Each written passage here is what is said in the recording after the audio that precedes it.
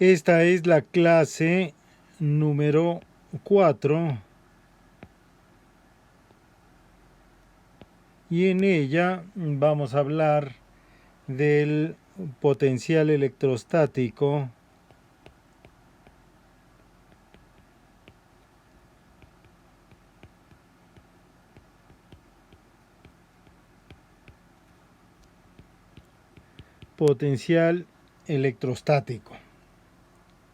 y de otras cosas que irán saliendo a medida que vamos avanzando en la clase. Entonces, recuerdan ustedes que la clase pasada hablamos del flujo del campo eléctrico y vimos que el flujo del campo eléctrico nos daba origen a una cosa muy importante que se llama la ley de Gauss.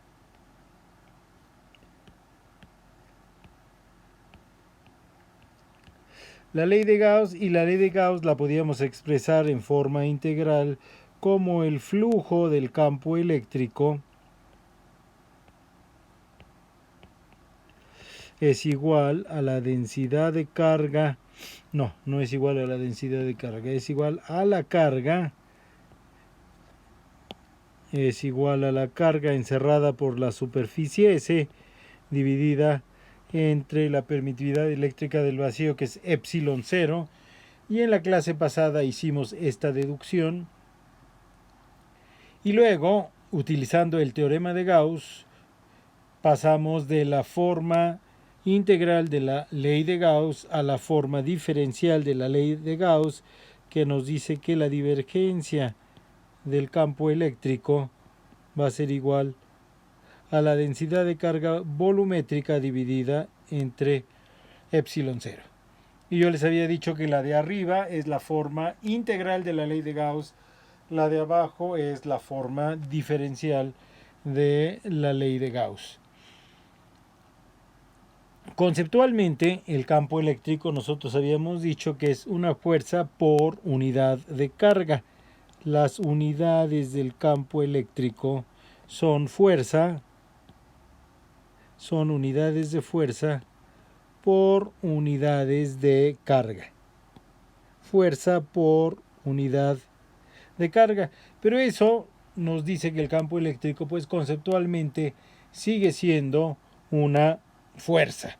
Entonces, nosotros podemos tratarlo como si fuera una fuerza. Es una fuerza especial, es una fuerza por unidad de carga, pero al fin y al cabo sigue siendo una fuerza. Vamos nosotros a imaginarnos que tenemos un sistema en donde tenemos una carga Q mayúscula y a una distancia R de la carga Q mayúscula tenemos una carga Q minúscula y vamos a decir que la distancia de aquí a acá es R. Vamos también a suponer nosotros que el signo de la carga Q mayúscula es Q, es positivo, y el signo de la carga Q minúscula también es positivo. Entonces, sabemos por lo que ya discutimos anteriormente que estas dos cargas se van a ver repelidas, ¿sí? Y entonces esta situación, esta configuración, como se ve ahí, no es una configuración estable. Si nosotros soltamos las cargas, lo que va a suceder es que las cargas se van a apartar y si las dejamos que se aparten sin ningún obstáculo, en principio se van a apartar hasta infinito. Se van a apartar hasta infinito. Bueno, entonces nosotros vamos a suponer que decimos, vamos a construir este sistema. ¿Cómo vamos a construir este sistema? Pues vamos a suponer que nosotros tenemos a la carga, vamos a escribir aquí, vamos a construir este sistema.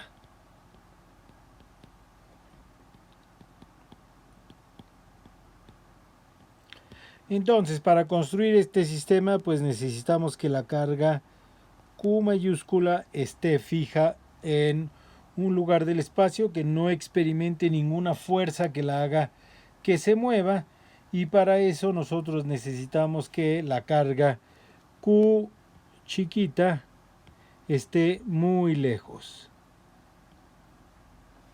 Estrictamente nosotros decimos que la carga Q chiquita está en infinito, está realmente tan lejos que la fuerza la fuerza de Coulomb que ejercería sobre la carga Q mayúscula sería cero, y recíprocamente la fuerza que ejercería la carga Q mayúscula sobre la carga Q minúscula también sería cero.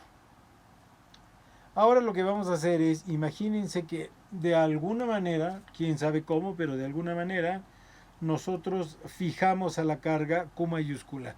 No le vamos a permitir a la carga Q mayúscula que se mueva, y vamos a ir acercando poco a poco la carga Q desde la posición infinito.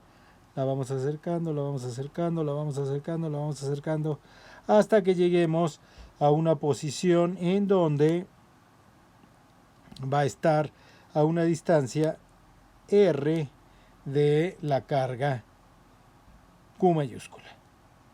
¿Qué hicimos? La fuimos moviendo, pero claro, a medida que la fuimos moviendo, pues iba sintiendo cada vez más y más fuerza debido a la presencia de la carga Q. Y cuando nosotros llegamos a esta posición final, si nosotros queremos que este sistema sea estable de alguna manera, pues de alguna manera tenemos que fijar la posición de las dos cargas para que no vuelen a infinito. ¿Sí? Si nosotros soltamos a estas cargas van a volar a infinito y van a realizar un trabajo en irse hasta infinito. Entonces lo que decimos es que ese trabajo que el sistema libera cuando nosotros soltamos a las cargas es un trabajo que está acumulado en el sistema, y es exactamente igual al trabajo que nos costó traer la carga Q chiquita desde infinito hasta la posición R. ¿Cuánto es ese trabajo? Bueno, pues lo podemos calcular fácilmente. Nosotros sabemos que una pequeña cantidad de trabajo pues es igual por definición al producto punto de la fuerza punto el desplazamiento. ¿Cuánto vale la fuerza que siente la carga Q chiquita debido a la presencia de la carga Q grandota? Pues es la fuerza de Coulomb.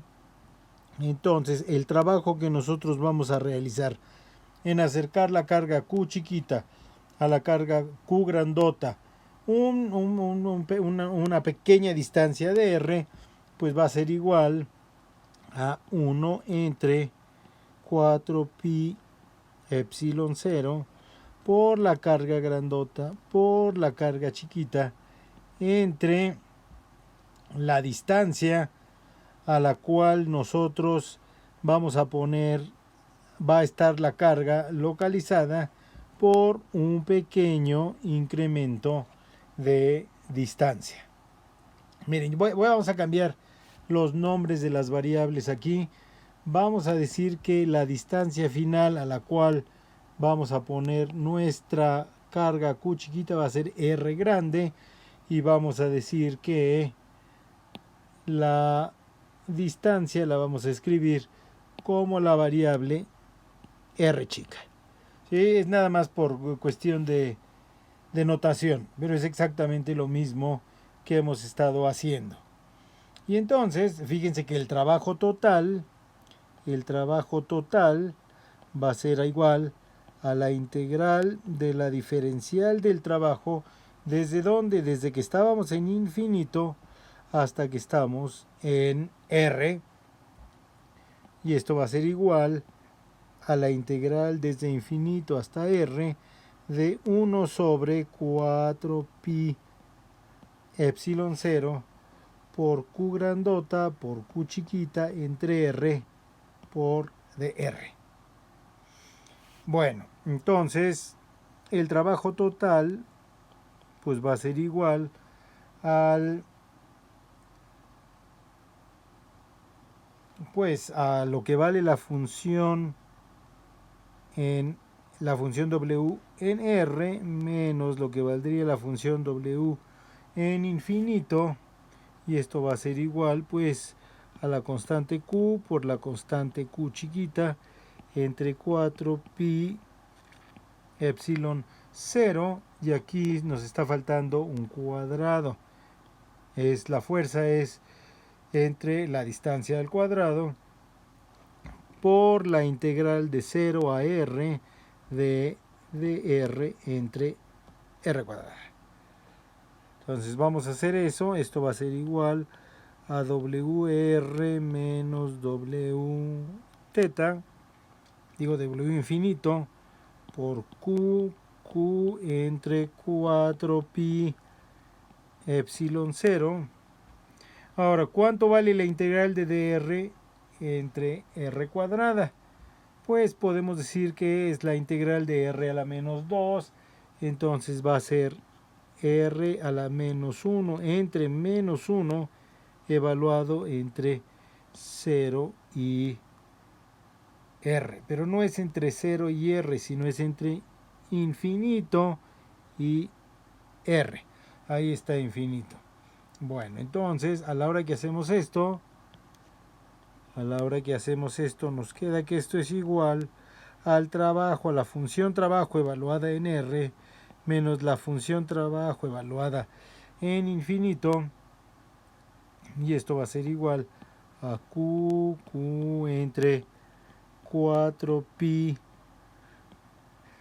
epsilon 0, y esto pues lo vamos a evaluar en r, nos va a quedar menos 1 entre r menos 1 entre infinito.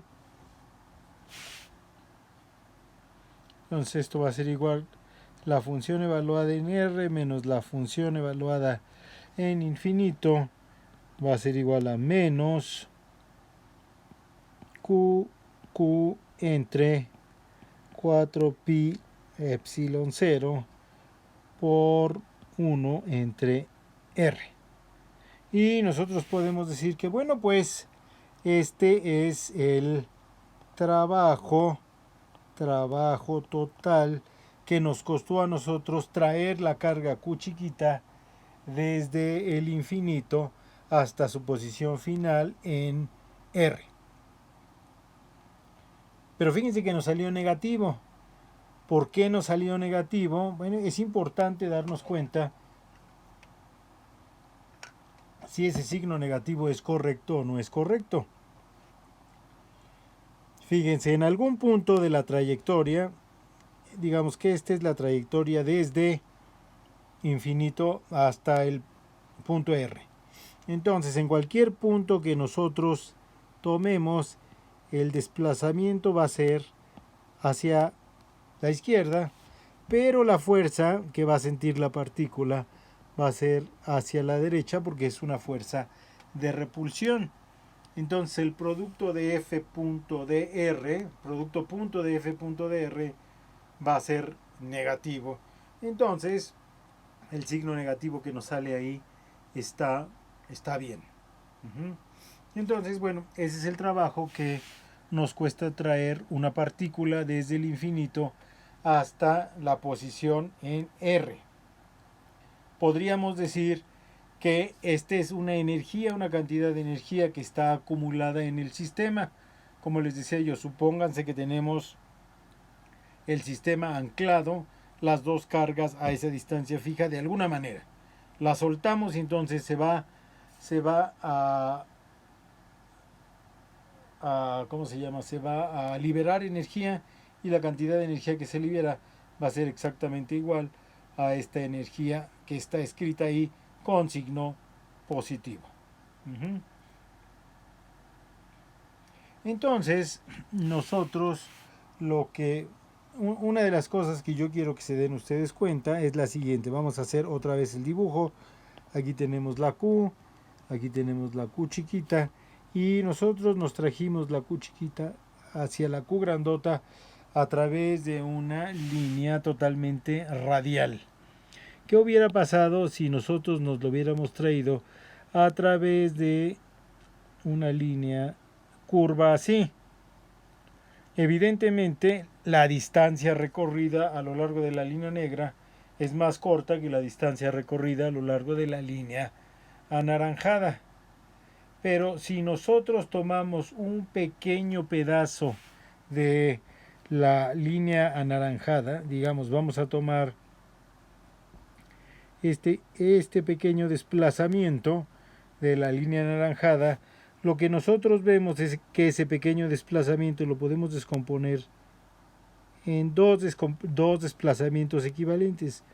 Un desplazamiento que es el que acabo de dibujar ahí y otro desplazamiento que es el que voy a dibujar ahí. Fíjense que uno de esos desplazamientos es totalmente perpendicular a la dirección radial y otro es un desplazamiento totalmente perpendicular a la dirección radial. Entonces vamos a poder escribir el desplazamiento en general como la suma de un desplazamiento radial más un desplazamiento perpendicular al radio. ¿Qué es lo que va a suceder a la hora que lo multiplicamos en producto punto con la fuerza? Pues va a ser igual al producto punto de la fuerza por el desplazamiento radial más el producto punto de la fuerza por el desplazamiento perpendicular. Pero la fuerza es una fuerza radial. Entonces este término que está aquí va a ser igual a 0 y lo único que va a contar en el cálculo del trabajo van a ser los desplazamientos radiales, que es lo que ya habíamos hecho a lo largo de la línea negra. Muy bien. Vamos a escribir aquí abajo nuevamente la ecuación que nosotros encontramos para el trabajo total. La ecuación que nosotros encontramos para el trabajo total es esa que está ahí y entonces va a ser menos Q por Q entre 4pi epsilon 0 por 1 entre R. Como les decía yo, esto podríamos decir que es la energía potencial del sistema que está acumulada en el sistema y esta sería igual a pues a lo mismo, ¿sí? La energía potencial acumulada en el sistema sería igual a Q por Q entre 4 pi epsilon 0 1 entre R. Lo único que cambiaría sería el signo. Cuando nosotros hacemos trabajo, pues tenemos que tener siempre en mente quién es el que hace este trabajo.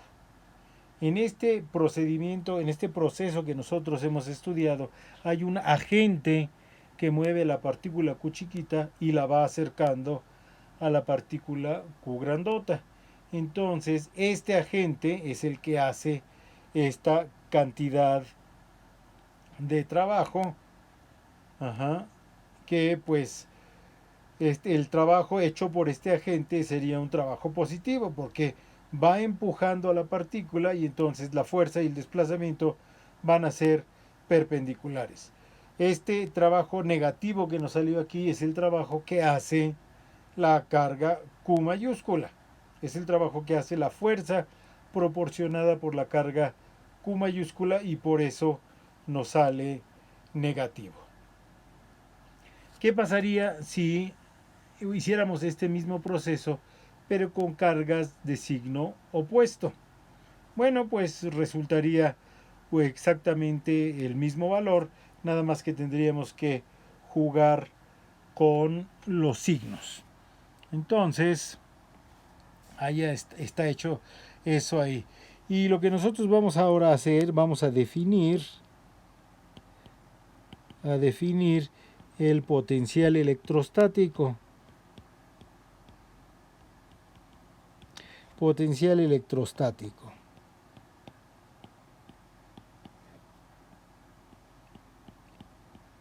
¿Qué va a ser el potencial electrostático? Pues el potencial electrostático va a ser, vamos a utilizar la letra U para definir el potencial electrostático y el potencial electrostático va a ser igual al trabajo total por unidad de carga.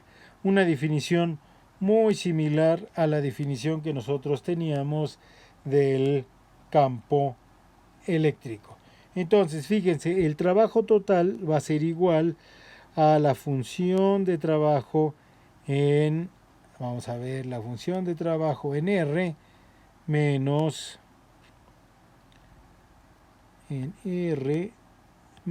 la función de trabajo en infinito, todo dividido entre la carga, y esto nos va a quedar igual a 1 entre 4 pi epsilon 0 con signo negativo por la carga Q entre R. Ajá. Fíjense entonces que aquí trabajo total entre la carga es la función potencial, que va a ser igual al trabajo en R menos el trabajo en infinito. Entonces vamos a poder decir que esto es igual al valor del potencial electrostático en R menos el valor del potencial electrostático en infinito, y esto va a ser igual a menos 1 entre 4 pi epsilon 0 por Q entre R. Entonces lo que nosotros estamos viendo aquí es una diferencia de potencial, y acuérdense que nosotros somos libres de escoger el valor que tiene el potencial en un punto dado. Realmente lo único que importa son las diferencias de potencial.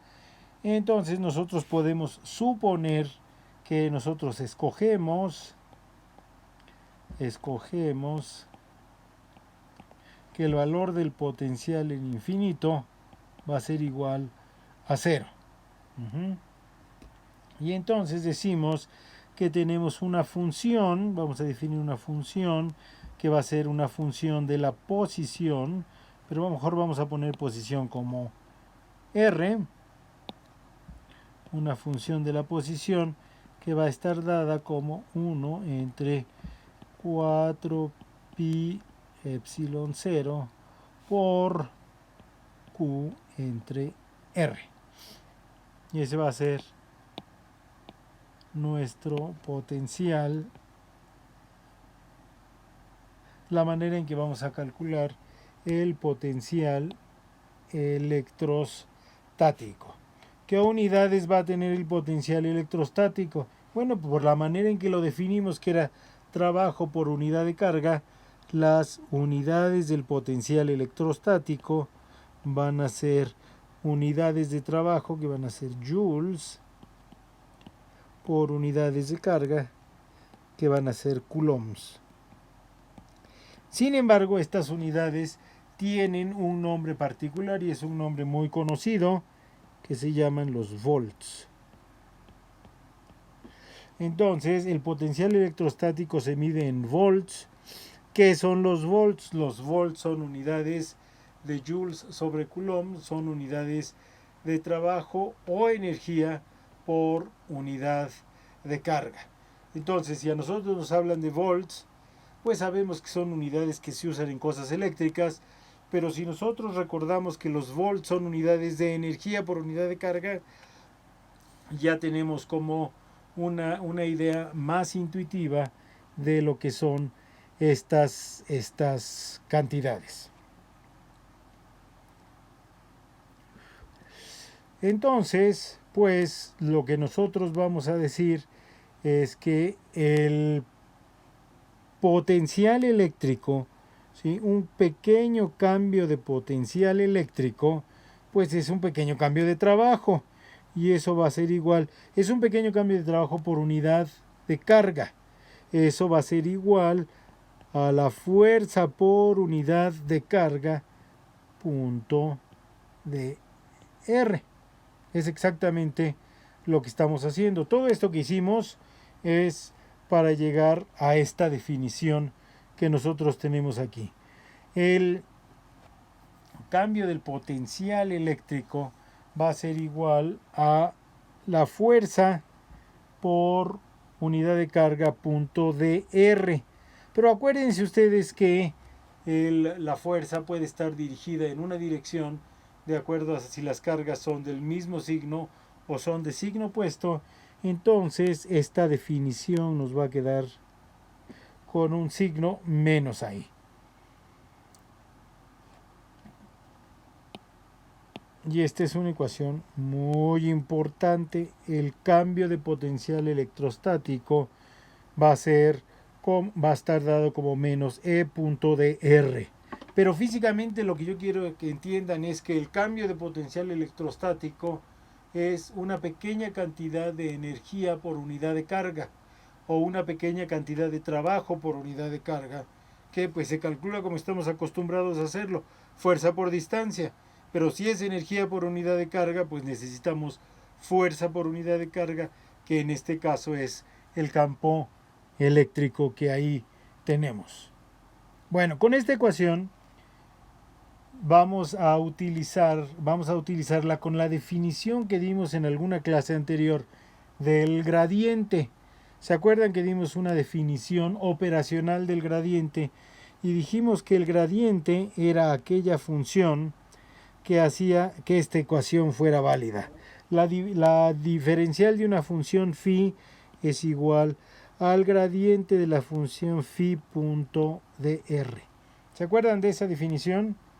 Ahora lo que quiero es que comparen la ecuación de arriba con la ecuación de abajo, y ahí lo que nosotros estamos viendo es que de la comparación de estas dos ecuaciones lo que podemos deducir es que el gradiente del potencial electrostático es igual a menos el campo eléctrico, o que el campo eléctrico es igual a menos el gradiente del potencial. Aquí me equivoqué de letra, aquí tenía yo que poner U, y aquí abajo pues también tengo que poner U.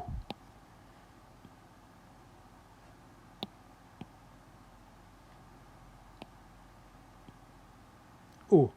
El campo eléctrico es igual a menos el gradiente de U, o la diferencial de U es igual a menos el campo eléctrico punto dr, o esta ecuación la podemos integrar y nos queda que U, que es igual a la integral de du, es igual a menos la integral de E punto dr.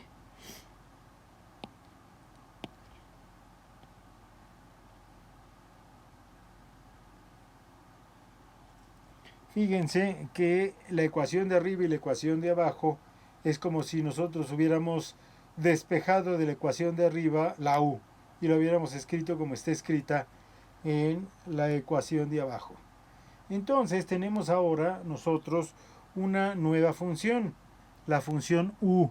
La función U, que es el potencial electrostático, que a través de aplicar el gradiente de la función U podemos encontrar el campo eléctrico.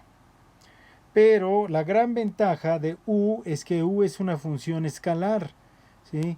Y E es una función vectorial. Es mucho más fácil trabajar con funciones escalares que con funciones vectoriales. Bueno, muy bien. Entonces, nosotros sabemos que E, vamos a escribirlo con negro.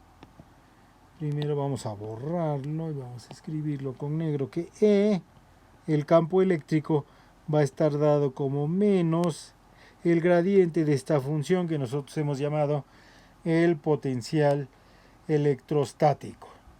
Recuerden ustedes que la ley de Gauss en forma diferencial nos dice que la divergencia del campo eléctrico es igual a menos ρ entre epsilon 0. Bueno, pues vamos a meter en esta ecuación, la ecuación de arriba, vamos a meterla aquí, aquí, y entonces nos va a quedar que la divergencia de menos el gradiente de U es igual a menos ρ entre epsilon 0. Lo dejé en rojo porque nos va a salir una ecuación muy importante. aquí cometí un error, aquí no va menos. Entonces no va menos, aquí tampoco. Ahí tenemos nosotros nuestra ecuación. El signo menos de este lado pues puede salir de la integral porque estos operadores diferenciales son lineales. ¿Y qué es la divergencia del gradiente? Nosotros sabemos que la divergencia del gradiente es el laplaciano y entonces nos va a quedar que el laplaciano del campo electrostático es igual a menos ρ entre epsilon 0 y esta ecuación se llama la ecuación de Poisson, que es la ecuación que satisface el potencial electrostático. Y si nosotros vamos un poquito más adelante, en la mayoría del espacio la densidad de carga volumétrica va a ser 0. Entonces, en la mayoría del espacio, la ecuación que satisface el potencial electrostático es esta, que se llama la ecuación de Laplace. Vamos a decir que esta ecuación se satisface en el vacío. Ajá.